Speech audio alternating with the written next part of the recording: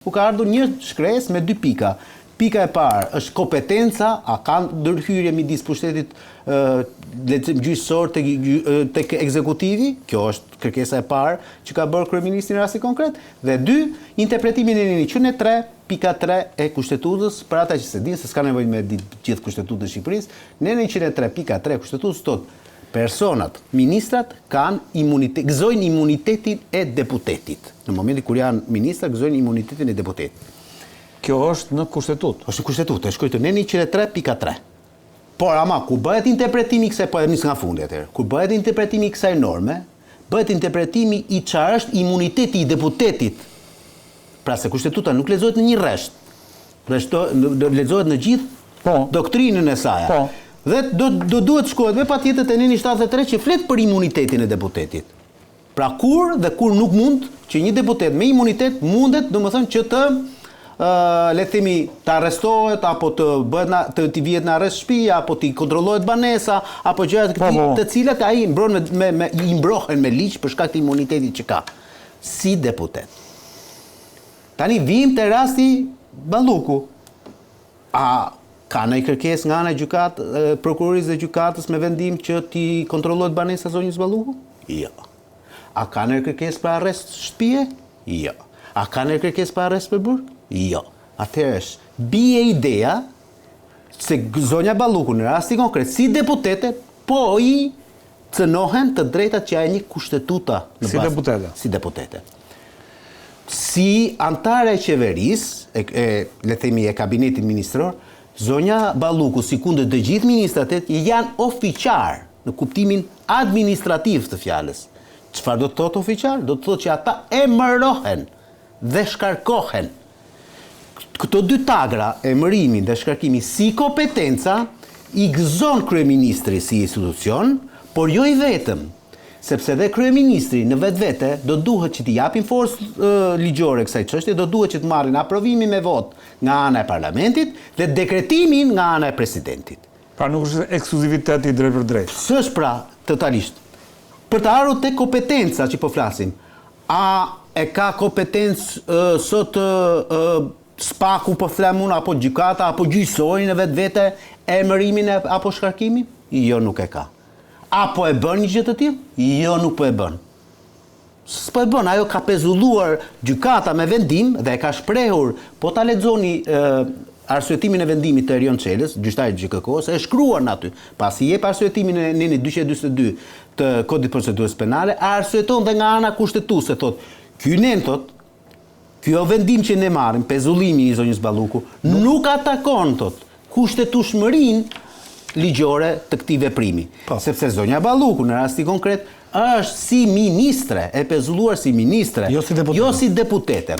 Është një lloj, pra e bëj kështu të thjesht fare, ti ke një magazin oret dhe vëren, domethënë që ty të vidhet magazina. Tani ti gjëja e parë është që rojen e magazinës e ndron. E heqi aty dhe e pezullon, sepse po të vidhet magazina, derisa ta marrë vesh a është roja ai që ta vjedh apo jo. Bashkëpunëtori. Pra e pezullon. Në rasti konkret, nëse ti zonjën Balluku, apo cilën do, sepse ne po merrem me zonjën Balluku, apo cilin do ministër, ti e heton dhe e ke marrë dhe të pandehur, sa është shumë e rëndësishme, për mos më ndërprit, për një çështje që ka thelbësisht lidhje me pozicionin që ajo mbart, atëherë nuk ka kuptim tjetër përveç se gjëja më minimale e mundshme të kërkosh pezullimin ikin që aty nga ajo. Dhe unë jo pa qëllim të kam thënë që në kryetëherës ty, SPAK-u me kërkesën që ka bërë ndaj zonjës Balluku, thjesht ka bërë një ledhatim ndaj asaj, se kjo nuk është vepër penale për të cilën do duhet të akuzohet zonja Balluku. Pra e ka ledhatuar nga ana procedurale, ka dashur ta bëjnë për t'i çuar një mesazh politik, po them unë tani, zoti Rama, duke i thënë atij shkarkoje. Apo jo, unë nuk di të them. Unë di të them pjesën tjetër që në qoftë se SPAK-u i ka hyrë kësaj historie dhe duke parë dhe faktin domethënë që deri tani zonja Balluku është duke u votuar për 7 vepra penale të një llojta. Pra për 7 procedura tenderimit të një llojta. Në të njëjtën tani që po flasim. 1. Është duke hetuar për pastrim të veprës penale. 2. Është duke hetuar për korrupsion. 3. Është duke u hetuar për fshehje pasurie. Pra, me qoftë se ne do marrim të mirëqen të gjitha këto vepra penale, për të cilat është në hetim tash, ajo është e pandehur vetëm për llogaran, akoma për shkeljen e varësisë në tender, që se të marrë, atëherë është domosdoshmërisht SPAK-u nuk mund të rrijë pa shkuar me një kërkesë parlamentit për arrest shtëpie ose arrest me burg. Për rastin konkret, zonjë Balluku nuk e kërkon arrestin me burg, për shkak të pozicionit që ka grua dhe me fëmijë të mitur dhe nuk mund ta kërkojë një gjë të tillë, por arrestin e shtëpisë mund ta kërkojë dhe është e justifikuar. Nëse do ta bëjë një gjë të tillë, unë besoj domethënë që do duhet politikisht parlamentit të japin këtë mundësi. Në rast se nuk e bën për më tepër kur do shpreh dhe gjykata konstitucionale, do të thotë që SPAK-u në rastin konkret po i bën çokën kryeministrit. Marsit, si e vlerëson këtë, domethënë fakti që Rama e solli të dielën këtë, pikërisht këtë argument, po dhe sot ka bërë të njëjtën gjë. Ja mund thotë që e kam, le të themi, goditur në gjykatën kushtetuese këtë vendim të GJK-s. Si e vlerëson që kjo papritur është kthyer, le të themi, edhe pjesë e rëndësishme e debatit publik, se edhe Berisha të njëjtën, madje edhe sot të njëjtën gjë, me këtë pjesë u mor vazhdimisht. Atë domthon kundërshtoi argumentet që solli në tavolinë zoti Rama. Shiko, Rama gjithmonë vepron kur ndjehet veti atakuar. Dhe po të marrim precedentën pashëm, ke ndonjë rasti që me iniciativën e kryetarit të Këshillit të Ministrave të tjerë të atakuar ndonjë mas, ndaj ish zyrtarëve të lartë që i është hequr imuniteti ose që janë marrë masa sigurimi, zotin Tahiri, zotin Peqaj, Jo, asnjëherë. zotin Ahmetaj. Jo vërtet. Sepse ka pasur zero raport, madje kishte zero raport flas kuptimin e fakteve që mund ta lidhin. Po dhe nuk ka ndodhur kur goditet një zëvendës kryeministër dhe ministër në detyrë. Zëvendës kryeministër ka qenë Arben Ahmetaj. Jo, po s'ka qenë detyrë. Dakor, Po pastaj e hoqi para kohë. Hoqi para kohë, madje pa e hequr dhaj deklarat. Kushdo tha që Darda, fiq, moll, mas shpinës time, shkojt për ballet, s'maj përgjësi këtë rast, nuk e thot, pse se thot pra për Dardat? Pse se ka guximin, thot, dakor, të në bëj luftën time, po në qoftë se Belinda Balluku ka ngrënë Darda, mas shpinës time, ka përgjësi. Se duhet kapim edhe një detaj. Tani, e para, në lidhje me Leonardi ka bërë shpjegime zakonisht shumë të mirë, nga ana e procedurës edhe nga ana e ligjit. Unë do e kaloj pak më lartë në kuptimin e filozofisë së drejtës. Është prevalon interesi publik, që është dyshimi arsyeshëm, faktet, provat, procesi, pa interesi shumator e gjithë qytetarëve të Republikës së Shqipërisë, përballë interesit personal të një individi në detyrë që është zëvendës kryeministra dhe ministre e infrastrukturës, transportit dhe energjetikës. Interesi publik prevalon mbi pozicionin e ministrit. Mos kemi republik prokurorësh. Jo, interesi publik është që të kemi zbatim të ligjit. Këto janë kod fjalë pasaj. Gjitha këto janë figura letrare. Dominim prokurorësh, republik prokurorësh, kryeuni penale, gjithë me radhë. Jo, po ai ishte ai neni 103 ligjin dhe për shikova unë për të ndaluar dhe një policë qarkullimi rrugor, prokurori të çon. A ka një antar i qeverisë imunitet? Jo, avokat nuk ka deputeti imunitet. Dhe neni 242 i kodit procedurës, jo më thotë që imuniteti i deputetit i për nenin 103 i kushtetutës, ka shtrirë dhe tek pozicioni i ministrit dhe ka fjalën për kontrollin e banesës dhe për masën e sigurimit arrest me burg ose arrest shtëpie. Ose arrest shtëpie. Për këto treja po shtrihet imuniteti i deputetit. Vetëm për këto treja. Në rastet e pezullimit të tyre nuk rri një sekondë. E di ku është rasti më tipik është kështu. Ka një ministër i cili nuk është deputet. Po. Po është thjesht ministër, nuk është deputet. Tani në rastin konkret prokuroria nuk mund të shkojë ndaj këtij ministri për t'i bërë kontroll banese apo arrest shtëpie ose arrest me burg pa i shkuar në parlament. Po, heqja e mandatit ose duhet shkarkohet. Se pavarësisht se ky nuk është deputet, ky në bazën e 103.3 gëzon të drejtën e imunitetit si ministër. Pavarësisht se nuk është. Por ama mund ta pezulloj sepse nuk është përcaktuar. Bëhet fjalë pezullimi. Pezullimi, as që bëhet fjalë, nuk vjen diskutim pezullimi.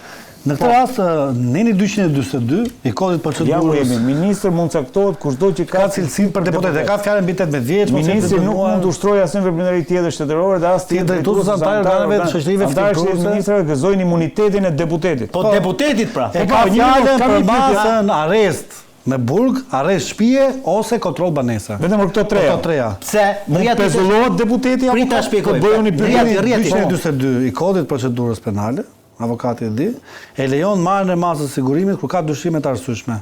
Me përjashtim të rastit edhe pozicionin e deputetit. Këtu që ta mbyllim këtë histori dhe mos e kemë debat online me Ylli Manjanin, sepse ajo është kundërshtar tipik i kësaj, me shumë dashamirësi e kam bërë këtë debat në rrjetet sociale me të. Po të themi një tjetër, ajo thotë aty. Aty, regjia, aty ku ishim, thot gëzoj imunitetin e deputetit. Së rristop, deputetit.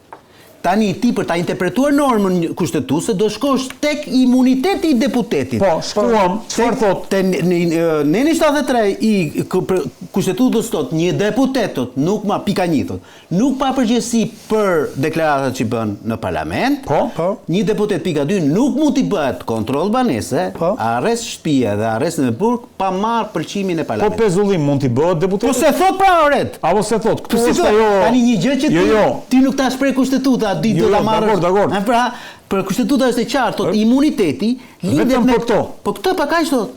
Pezullimin do thua. Pra ti nuk thot, domethënë, nuk interpretohet norma juridike veçmas. Norma juridike duhet të shkosh te neni përkatës për ta interpretuar. E qartë, unë e kam qartë. Tani, nuk ka kushtetut pa legjislacion penal. Kushtetuta është akt deklarativ që sankcionon një të drejtë. Është kodi I procedurës penale që vepron, qoftë për mbrojtjen e një neni kushtetues, qoftë për takimin e tij kur ka fakte ose argumente ligjore. Çfarë pretendon kryeministri Kryeministri është një pozitë, si shiko, sepse këtu kemi mbivendosje fushas. Kryeministri flet nga perspektiva politike dhe nga dëmi politik që mund të shkaktohet. Nuk flet nga perspektiva ligjore. Që ta kemi të qartë. Këtu kemi përplasje. Prokuroria kërkon zbatimin e një mase nga perspektivës ligjore dhe të fakteve dhe dyshimit të arsyeshëm. Kryeministri kërkon të mbrohet për shkak të dëmit dhe të kostos elektorale dhe politike që mund të ketë. Prokuroria speciale ia dha këtë mundësi, sepse mbasi komunikoi akuzën dhe I shpalli akuzën dhe mori proceduralisht të pandehur, ju la një afat 1 deri në 10 ditë, një afat deri në 10 ditë që kryeministri vepronte duke e pezulluar vetë ose duke e shkarkuar. Kur pa që nuk ka vullnet, ndërkohë që fliten për dyshime me shifra maramëndse, dakor? Dikur janë vrarë 4 veta në bulevard për 700.000 euro. Të dyshuara, sigurisht në rishfet. Sot po flasim minimalisht për 50 milion euro. Aq që ka një pastrusa e sekretare së përgjithshme të një ministrie në shtëpi 700.000 po. Po aq që gjetën asaj më 300.000. Po, në partuba. Tani, dale një sekond. Avokat, lutem se po flasim për ligje standarde. Po edhe për plasje. Kryeministri kemi edhe balans pushtetesh në Shqipëri. Ore derëzoj apo ta them. Gjithë vizitat me gjykata kushtetuese nuk do e pranoj fare. Nuk do e pranoj? Nuk do e pranoj ta kalojnë procedurë. Po, do rri masa në fuqi. Dhe po them që këto masa do shpresohen në ditët e muajit vazhdim në lidhje me zhvillimin e afateve timore. Tu ja preve fare tani ditë.